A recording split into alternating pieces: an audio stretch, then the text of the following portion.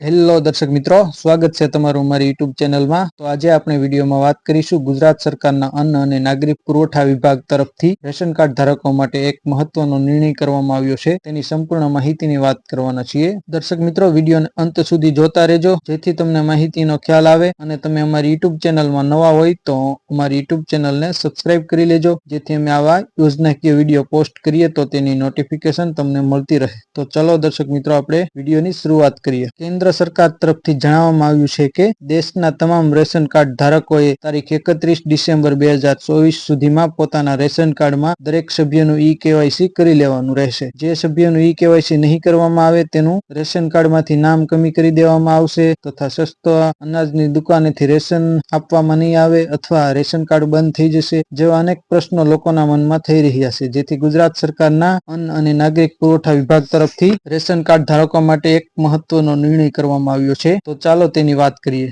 તો દર્શક મિત્રો, તમે સ્ક્રીન પર જોઈ શકો છો, ગુજરાત રાજ્યના અન્ન નાગરિક પુરવઠા અને ગ્રાહકોની બાબતોનો વિભાગ તરફથી રેશન કાર્ડના ઈ-કેવાયસી બાબતે પ્રજાજોગ એક મહત્વની જાણકારી આપવામાં આવી છે। રાજ્યના તમામ રેશન કાર્ડ ધારકોને વિનંતી કે જે લાભાર્થીઓનું ઈ-કેવાયસી બાકી છે તેઓને તારીખ 31 ડિસેમ્બર 2024 બાદ પણ મળવાપાત્ર અનાજ યથાવત રહેશે, તેમાં કોઈ ઘટાડો નહીં થાય કે બંધ નહીં થાય। તો સરકાર તરફથી એક મહત્વની જાહેરાત કરવામાં આવી છે કે જો લોકોને ઈ-કેવાયસી 31 ડિસેમ્બર 2024 બાદ પણ કરવાનું જેને બાકી છે તો તેમનું કોઈ રેશન કાર્ડમાંથી નામ કમી નહીં કરવામાં આવે કે કોઈનું રેશન કાર્ડ બંધ નહીં કરવામાં આવે, તેમજ જે સસ્તા અનાજથી દુકાનથી જે અનાજ મળવાપાત્ર છે તે મળવાનું છે અને એટલું જ તે મળવાનું છે, કોઈ તેમાં પણ કોઈ ઘટાડો કરવામાં નથી આવવાનો। ત્યાર પછી આગળ વાત કરીએ તો દર્શક મિત્રો, આ જ રીતે સરકારશ્રીની અન્ય યોજનાઓનો લાભ પણ તારીખ 31 ડિસેમ્બર 2024 બાદ મળતો રહેશે। એટલે કે દર્શક મિત્રો, જે અન્ય યોજનાઓ છે ગુજરાત સરકારની, તેમાં પણ રેશન કાર્ડની ઈ-કેવાયસી ન થઈ હોય તો તેમાં પણ કોઈ ફેરફાર થવાનો નથી। આથી ઈ-કેવાયસી માટે બાકી રહેતા તમામ રેશન કાર્ડ ધારકોએ અફવાઓથી ગેરમાર્ગે ન દોરાવા તથા બિનજરૂરી ગભરાટથી દૂર રહેવું। એટલે કે કોઈ જે લોકો છે તેમને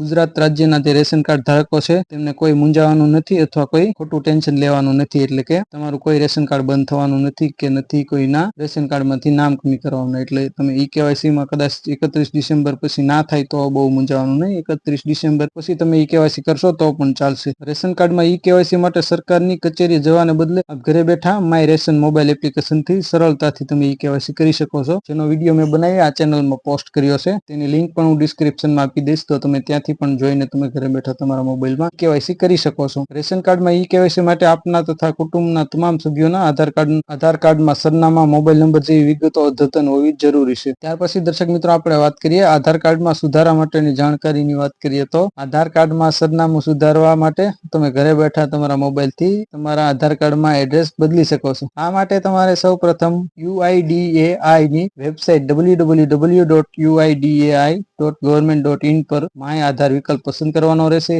ત્યાર પછી આધાર કાર્ડમાં ફેરફાર કરવા પાત્ર વિગતો પસંદ કરીને જરૂરી દસ્તાવેજો અપલોડ કરો। આધાર કાર્ડમાં મોબાઈલ નંબરના સુધારા માટે આપ નજીકની પોસ્ટ ઓફિસ, બેંક, ઈ-ગ્રામ કેન્દ્ર, ઝોનલ કચેરી અથવા જનસેવા કેન્દ્ર પર જઈને પણ તમે તમારો મોબાઈલ નંબર રજીસ્ટર કરી શકો છો આધાર કાર્ડ સાથે। તો દર્શક મિત્રો, આ એક ગુજરાત સરકાર તરફથી જે જાહેરાત કરવામાં આવી હતી રેશન કાર્ડના ઈ-કેવાયસી ને લગતી બાબતે, તો આ માહિતી તમને કેવી લાગી કમેન્ટ કરીને અમને જરૂર જણાવજો અને વિડીયોને લાઈક કરી દેજો। તેમજ દર્શક મિત્રો, તમારા કોઈ પ્રશ્ન હોય તો કમેન્ટ કરીને મને જણાવજો, જરૂર અમે તમારા પ્રશ્નનો જવાબ આપીશું। ફરી એક નવા ટોપિકમાં નવા વિડીયો સાથે મળશું, ત્યાં સુધી જય હિન્દ, જય ભારત।